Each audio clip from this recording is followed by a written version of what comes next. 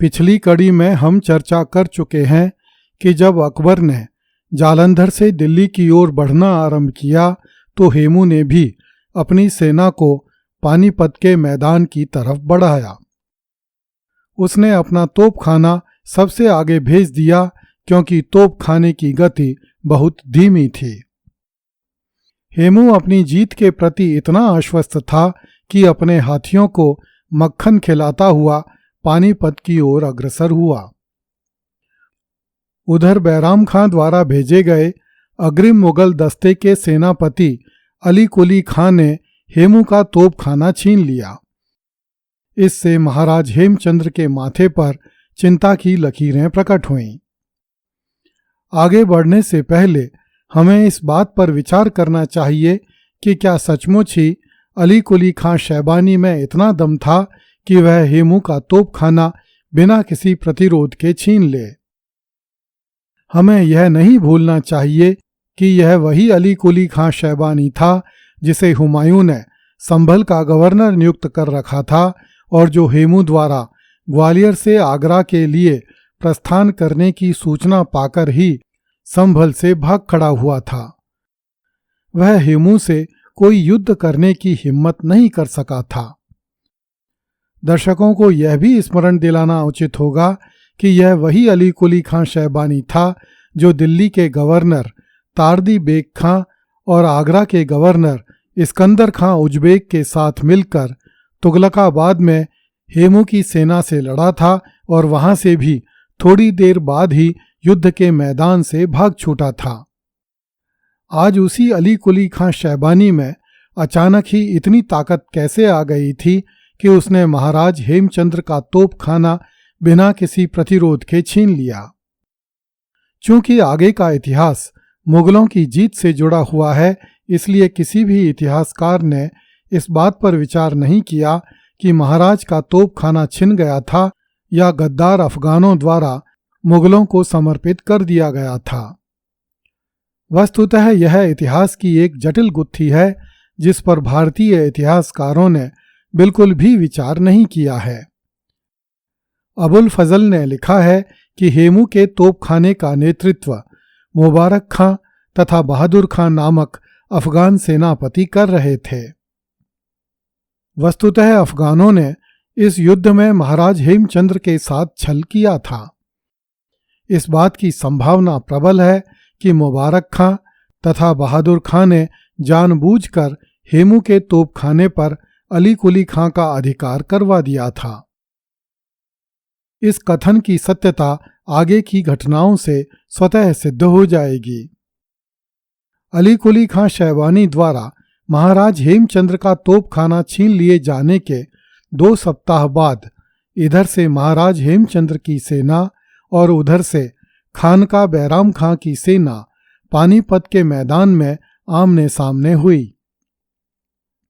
बैराम खां की सेना का नेतृत्व इस्कंदर खां उजबेक और अब्दुल्ला खां उजबेक कर रहे थे, जबकि बैराम खां अकबर के साथ पानीपत से 5 मील पीछे ही रुक गया था।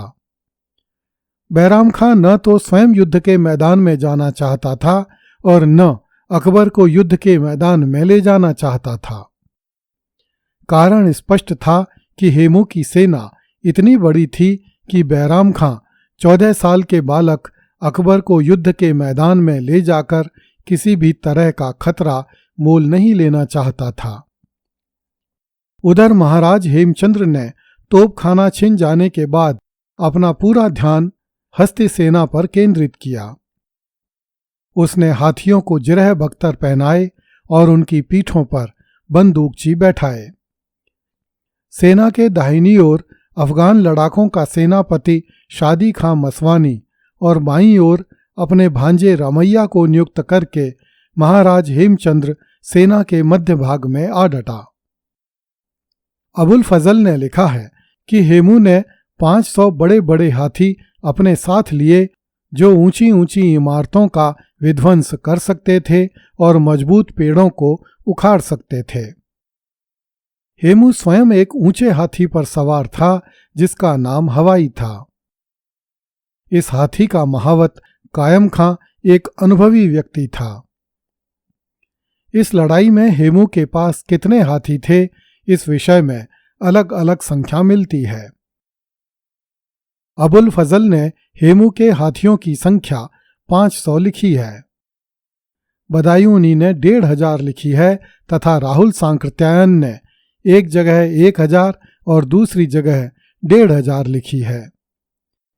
कहने की आवश्यकता नहीं कि इन तीनों लेखकों में अबुल फजल सबसे झूठा था और राहुल सांकृत्यायन उससे कम झूठा था, जबकि बदायूनी का विवरण इन दोनों से अपेक्षाकृत अधिक सही है। इसी प्रकार हेमू की सेना में कुल सैनिकों की संख्या कुछ लेखकों ने 1 लाख तो कुछ लेखकों ने 30,000 बताई है। 5 नवंबर 1556 को जब युद्ध के मैदान में अपने हाथी पर खड़े होकर महाराज हेमचंद्र ने पहले अपनी सेना को और फिर शत्रु सेना को देखा तो भाग्य की विडंबना देखकर महाराज का कलेजा कांप गया। उसका अपना तोपखाना शत्रु के हाथों में पड़कर उसके अपने सिपाहियों को निगलने के लिए तैयार खड़ा था। हेमू को लगा कि जो भाग्य लक्ष्मी कल तक उसके सामने हाथ बांधे खड़ी रहती थी, आज उसके रूठ जाने से ही ऐसा उलटफेर हुआ है। हेमू ने अपने सैनिकों को धनसारा करने का आदेश दिया।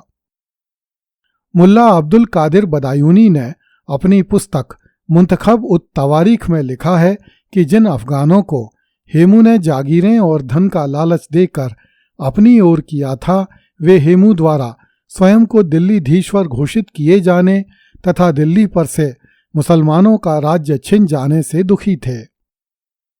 इसलिए उन्होंने युद्ध में उलटफेर करने का निश्चय किया।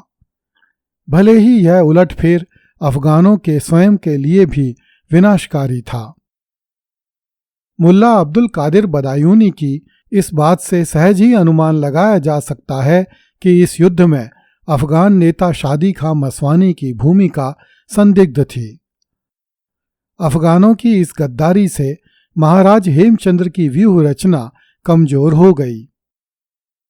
भले ही उनकी इस गद्दारी से मुगल भारत के स्वामी हो गए और अफगान सदैव के लिए राजनीतिक हाशिए पर चले गए, किंतु अफगानों ने मजहब के लिए अंधे होकर पानीपत की दूसरी लड़ाई में हिंदू राजा के साथ छल किया।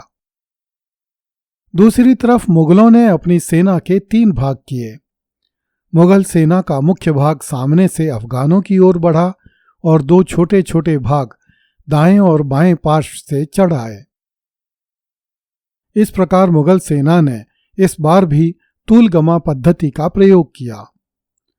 दुर्भाग्य से हिंदू सैनिक इस पद्धति से युद्ध करने में सक्षम नहीं थे। अतः देखते ही देखते चारों ओर से शत्रु सेनाओं से घिर गए। हेमू द्वारा वर्षों से संचित तोपखाना हेमू की सेना पर ही आग फेंकने लगा, किंतु हेमू के सैनिक मृत्यु की परवाह न करके आगे की ओर बढ़ते ही रहे। यह ठीक वैसी ही स्थिति थी जैसी महाराणा सांगा और बाबर के बीच हुए युद्ध में कुछ देर के लिए बनी थी। सांगा की सेना ने बाबर के तोपखाने को पार करके शत्रु दल के केंद्र तक पहुंचने में सफलता प्राप्त की थी। बदायूनी ने लिखा है कि हेमू की सेना जबरदस्त मारकाट करती हुई मुगल सेना के केंद्रीय भाग तक जा पहुंची।